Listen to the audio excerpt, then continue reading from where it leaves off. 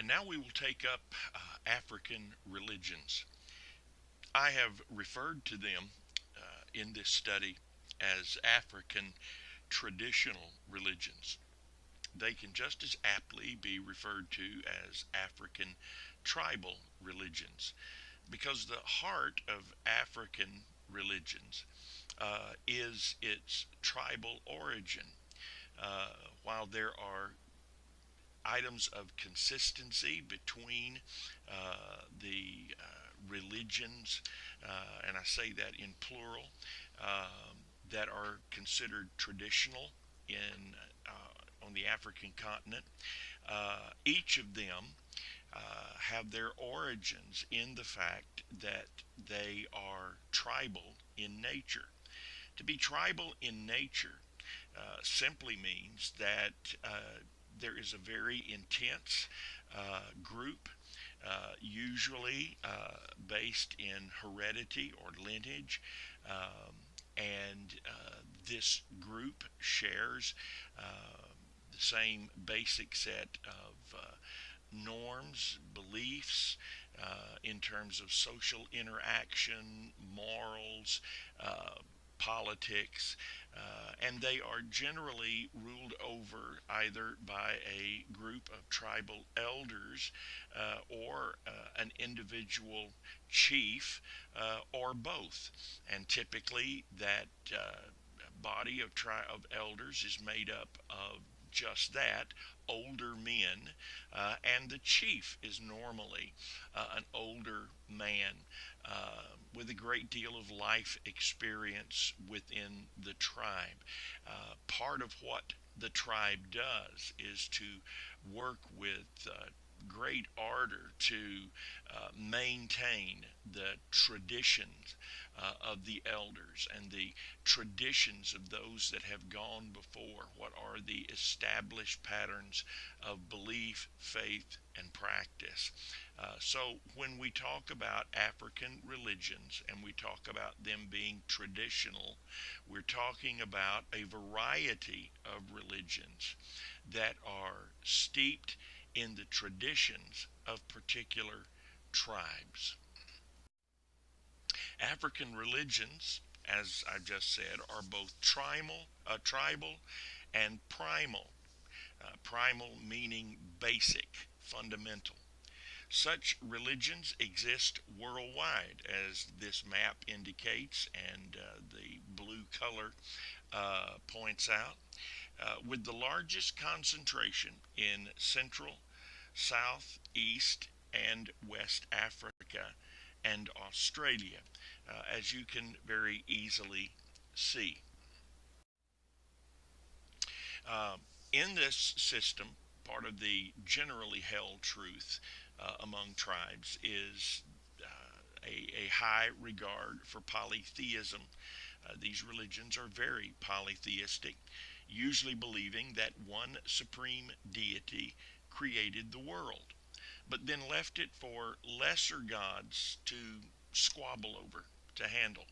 For example, the Yoruba of Central Africa believed that the high deity, Olorun, assigned creation to his eldest son, Abatala, who failed to do the job. He just sloughed off and didn't do it.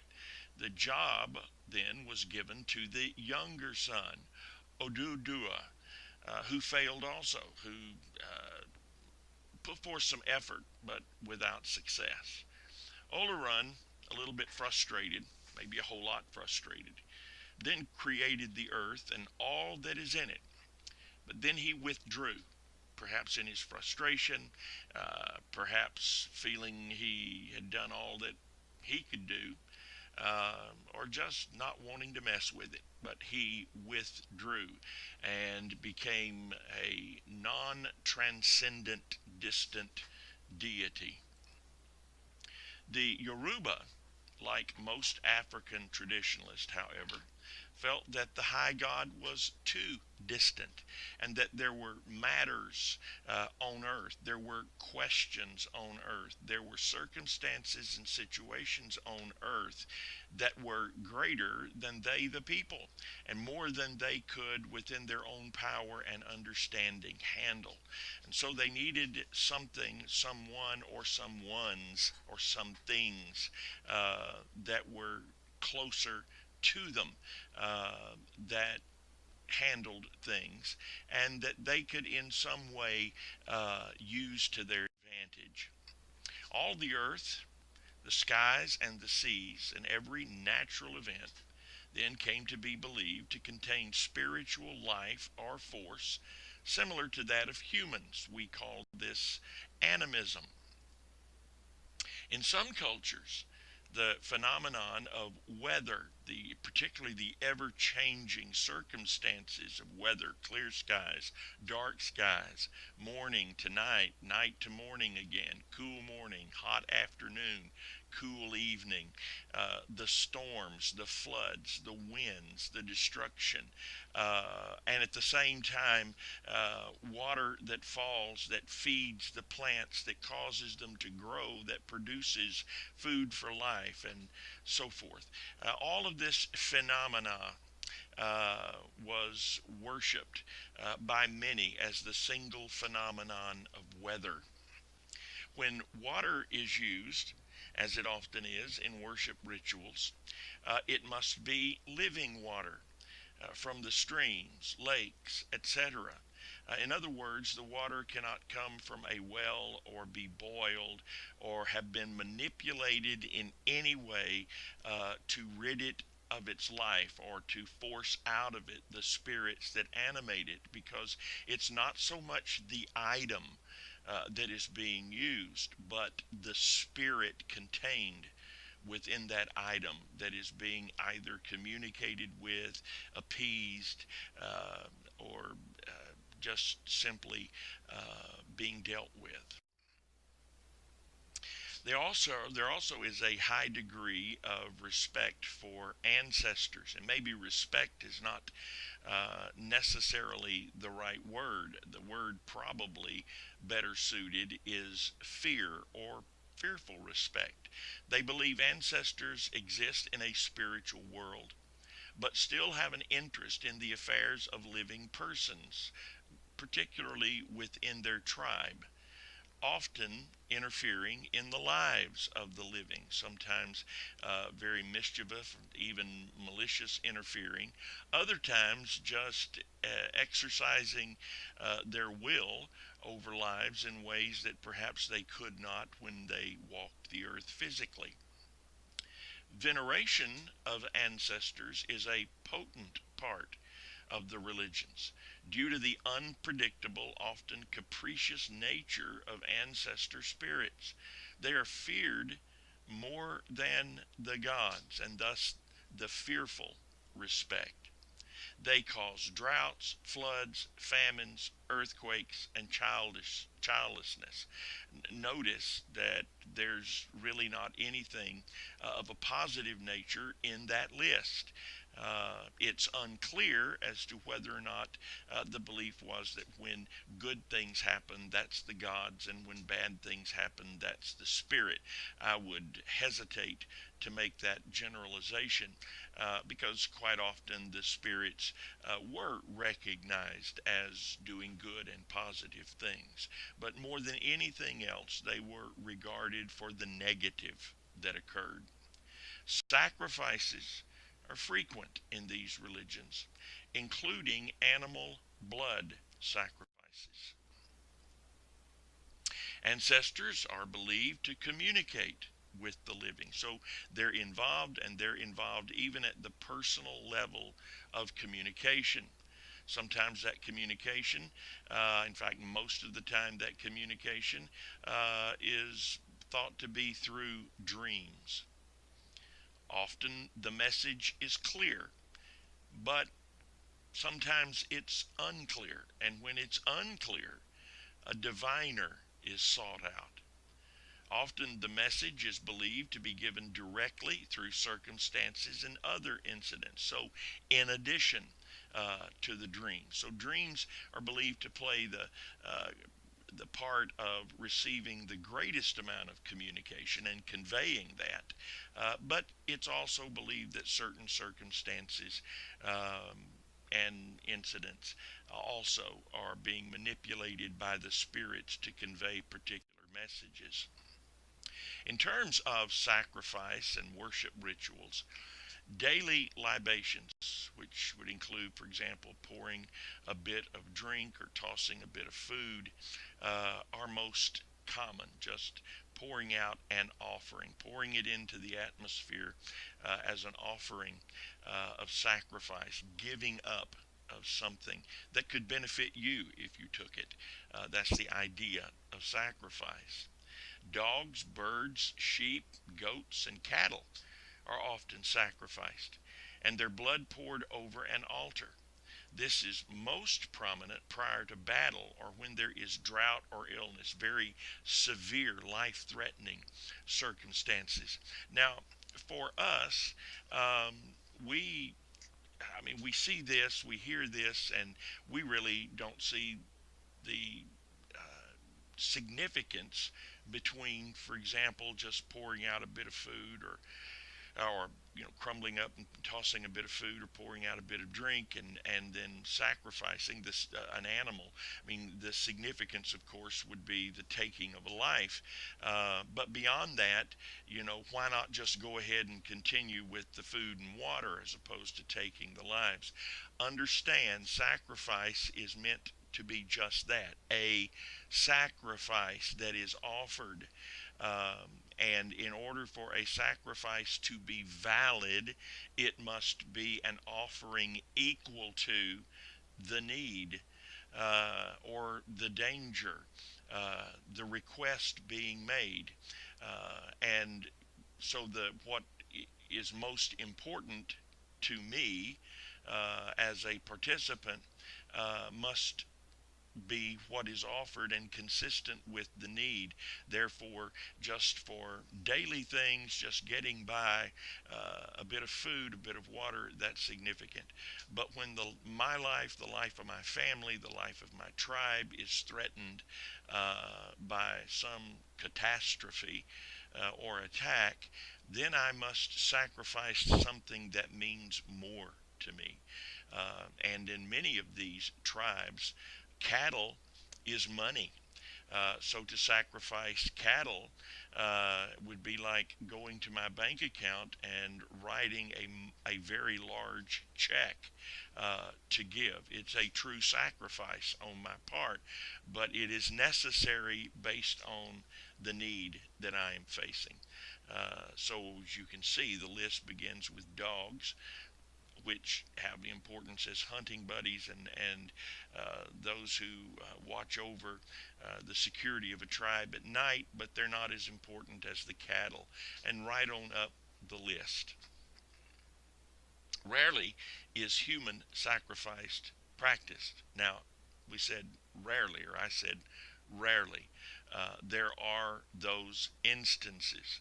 Of course, if you read some of the old literature about the missionaries being, boiled in the kettle and cannibalized and so forth, you tend to get the idea that the African continent, particularly the more outlying portions of that continent, are just laden with cannibalistic peoples.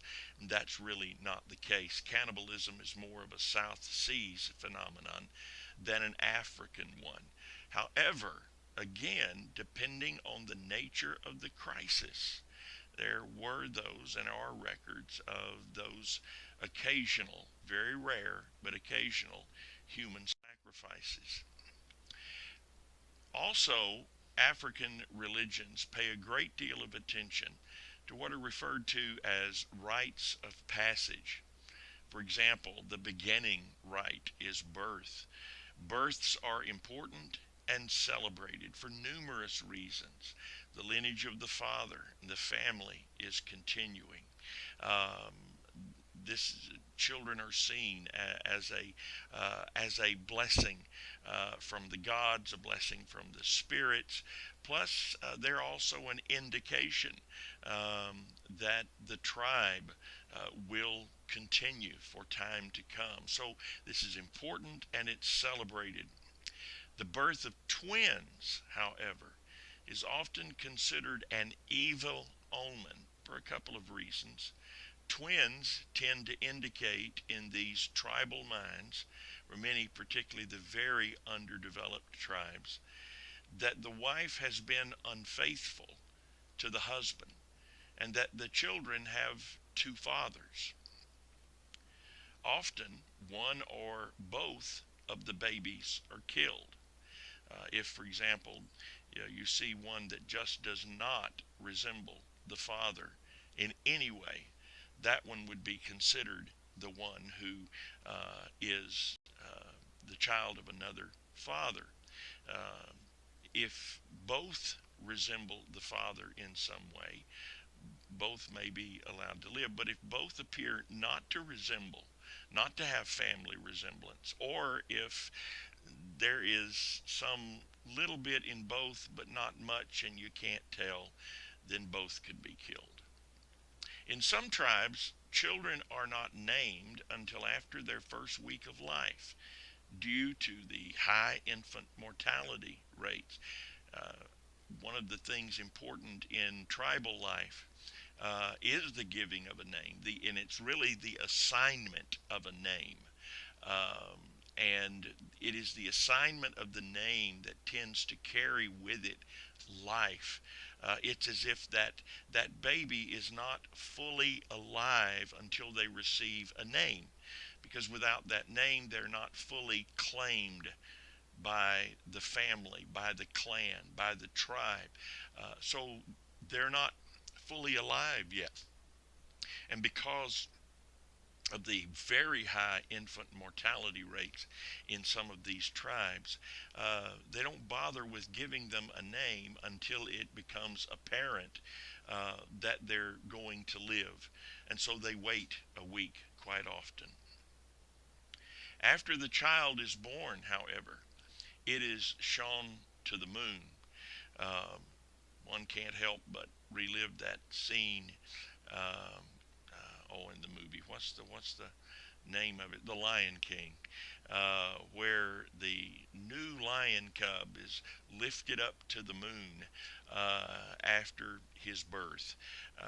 This is directly from an African tribal religious practice.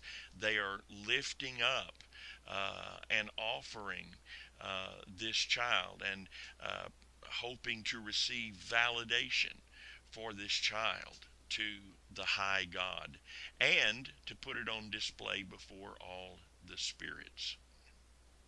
Children are instructed in their societal roles. And this is very, very important because the integrity of the tribe is very important. And societal roles are prescribed in the religion of the tribe.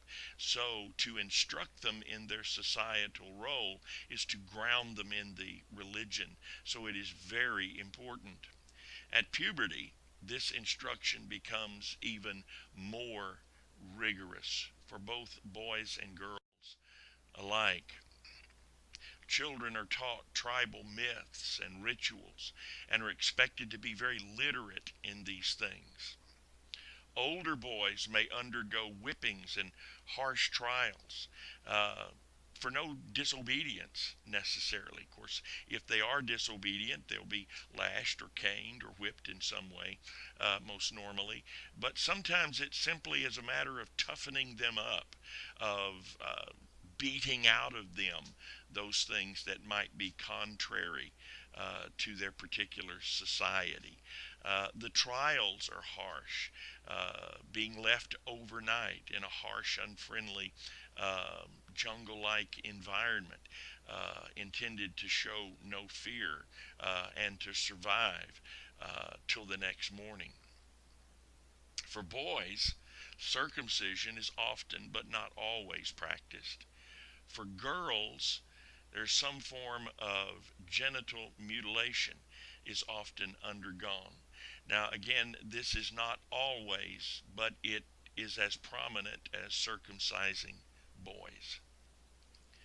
Death is also, of course, the ultimate rite of passage along with birth. Death is surrounded by much ritual to assure that the dead do not return to haunt. They're going to come back more than likely in some spirit form, but at death there is the beginning of very stringent appeasement to keep them from coming back with any intention to haunt or to do mischief in the tribe. Women are very concerned that their husband, if the husband should die, do not return to seal their womb, to keep them from being able to have other children. Because this, of course, would mean either that they become unmarriable if in some form this is discovered prior to being married, or that they are put away or divorced, put out of the home, then thrust to the fringes of the tribe, or maybe even expelled completely from the tribe because they cannot bear a child for a new husband. So it's very important that, according to their belief, that their womb is not sealed over and they're made infertile by the spirit of their deceased husband. There is no doctrine of post-death judgment in any of these religions. No doctrine that says this is what happens, this is where you go. The only attention to post-death understanding is that you come back in as spirit and continue to interact, be it in the spirit world, with the tribe. In terms of religious leaders, priests are not expected or not needed except at special times. They do exist in most of these religious orders, but they're simply regarded as almost like the god at a distant, too high and noble to really interact with the people on a daily level, and are only sought out when there's some extraordinary need, some tribal threat, some weather threat, some threat from the outside, something that where an answer is needed immediately and all other avenues for getting that answer have been exhausted. Witch doctors are relied upon for all of the non-special life events, daily life, and that's everything in daily life: sickness, family squabbles, injuries, leading religious ritual and practice. I mean, these are the people that are turned to. And as one has said, these doctors to the bewitched has as his primary, and that can be his or her primary responsibility, the discovery of the cause of evil fortune. It's not necessarily expected that they will be 100% successful in eradicating that cause, but they're expected to try. But it is expected that they will be able to find, to discover what that cause is, and then prescribe a remedy for it. This ends the look at African religions.